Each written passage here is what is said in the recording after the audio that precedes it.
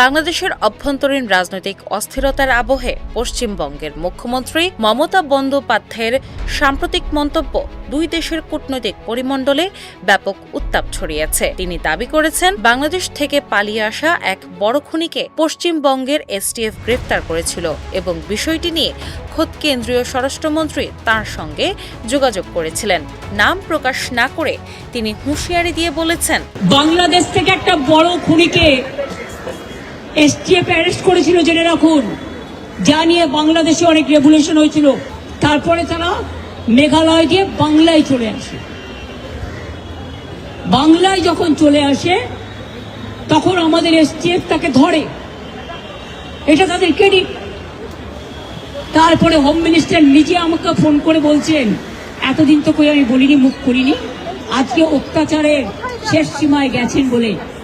কারণ এটা জানে, আমি এখনো নামটা বলছি না ভদ্রতা করে, বাংলাদেশের লোক উত্তাল হয়ে যাবে। আমি সেটা চাই না, আমি দেশকে ভালোবাসি।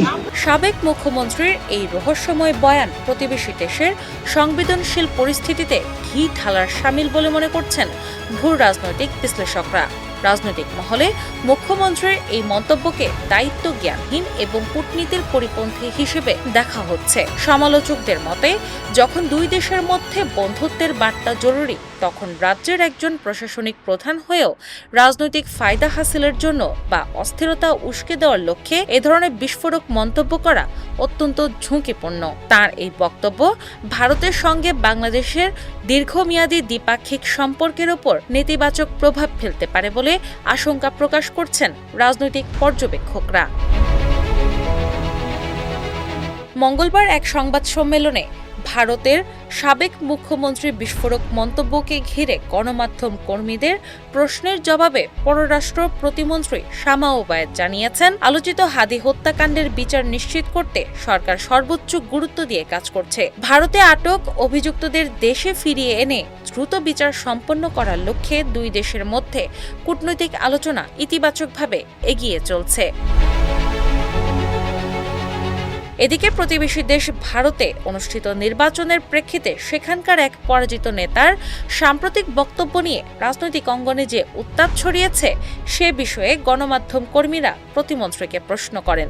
হাদি হত্যা মামলার সাথে ভারতের রাজনীতির কোনো যোগসূত্র বা প্রভাব আছে কিনা এমন প্রশ্নের মুখে পররাষ্ট্র প্রতিমন্ত্রী বেশ সতর্ক অবস্থানে ছিলেন। অন্য কোনো দেশের অভ্যন্তরীণ বিষয় কিংবা সে দেশের কোনো নেতার বক্তব্য নিয়ে বাংলাদেশে বসে মন্তব্য করাটা সমীচীন হবে না বলে প্রতিমন্ত্রী স্পষ্ট জানিয়ে দেন। একটা ইলেকশন হয়েছে আরেকটা দেশে, পাশের দেশে, সেখানে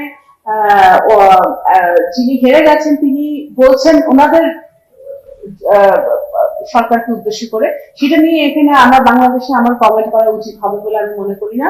এবং কিন্তু আমরা হাতি হত্যার ব্যাপারে আমরা ডিরেক্টলি গভর্নমেন্টের সাথে, কারণ আমার যদি এই কালপিটদেরকে ফেরত আনতে হয়, তাদেরকে কিন্তু আমরা ভারত সরকারের সাথে কূটনৈতিক সম্পর্কের মাধ্যমে আমার ফেরত আনতে হবে, এবং সেগুলো কিন্তু আমরা কাজ করছি খুবই সিরিয়াসলি, এবং এটা কিন্তু এগিয়েছে, বেশ ভালো এগিয়েছে। সুতরাং আমরা ওই দিকে আগাতে চাই। বর্তমানে অভিযুক্তদের দেশে ফিরিয়ে আনার কূটনৈতিক প্রক্রিয়াটি কোন পর্যায়ে রয়েছে এবং ভারত সরকারের পক্ষ থেকে কোনো সাড়া পাওয়া গেছে কিনা তা নিয়ে জনমনে আগ্রহ বাড়ছে।